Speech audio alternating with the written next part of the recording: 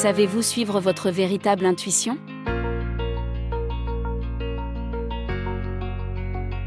Pour commencer, laissez-moi vous poser une question.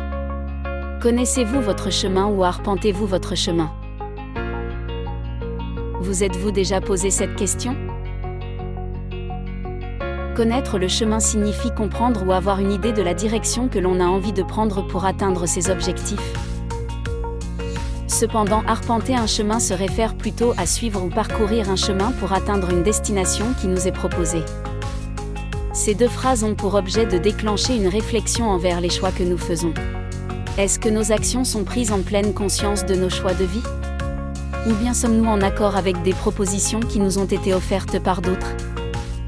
In fine, sommes-nous maîtres du chemin que nous avons choisi de suivre? Alors comment savoir quel chemin suivre dans sa vie? La réponse à cette question dépend de chacun d'entre nous et selon nos aspirations, ainsi que par nos valeurs et circonstances de vie. Cependant, voici quelques idées qui peuvent aider à déterminer un chemin à suivre dans sa vie. D'abord, prendre le temps de réfléchir à ses aspirations et à ses valeurs les plus importantes. Puis refléter sur les différentes expériences qui nous sont indissociables de notre parcours de vie. Ensuite, savoir écouter son intuition et suivre son cœur. Pour enfin reconnaître les opportunités qui se présentent et découvrir comment les accueillir en prenant des risques calculés. Et suivre son intuition. Tout d'abord, prendre le temps de se connecter à soi-même, par exemple en méditant ou en faisant une activité qui favorise la détente comme la marche en nature. Cela pour écouter les signes de son corps, son cœur et son esprit. Ensuite, apprendre à différencier les pensées rationnelles des pensées intuitives.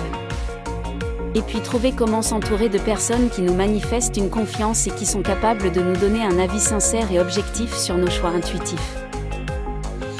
Voici 4 étapes pour pratiquer la prise de décision en s'appuyant sur l'intuition plutôt que sur la raison ou les émotions. Pour commencer, il est important de différencier l'envie de l'intuition. L'envie et l'intuition sont deux concepts différents, même s'ils peuvent parfois se chevaucher.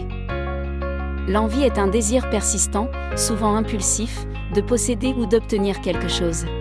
Cela peut être un objet matériel, une expérience ou une situation. Les envies sont souvent liées aux émotions et aux besoins immédiats, influencées par ce que l'on voit chez les autres, les tendances ou les normes sociales.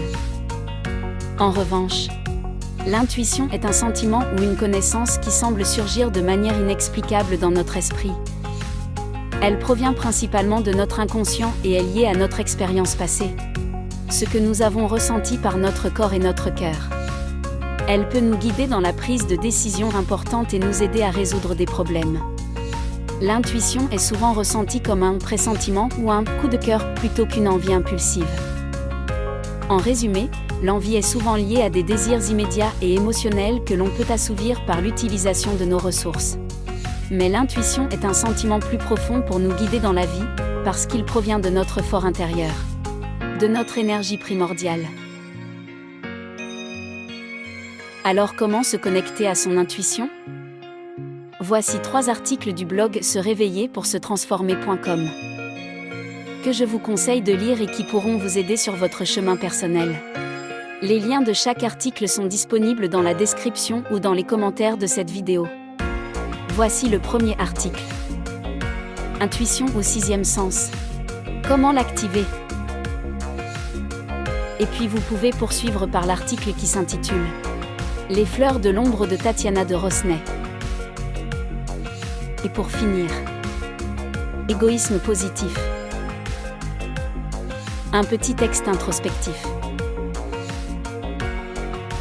J'espère que ces articles vous inspireront et vous permettront de trouver votre dimension zen et relax devant le chemin qui se manifeste devant vous. Et puis n'hésitez pas à partager vos commentaires à la fin de chaque article. Excellente journée à vous et au plaisir de vous accueillir sur le blog Se réveiller pour se transformer.com chaque samedi matin pour un article inédit. Pour vous inscrire, il vous suffit juste de suivre le lien disponible dans la description de cette vidéo pour remplir votre prénom et une adresse email. Portez-vous bien.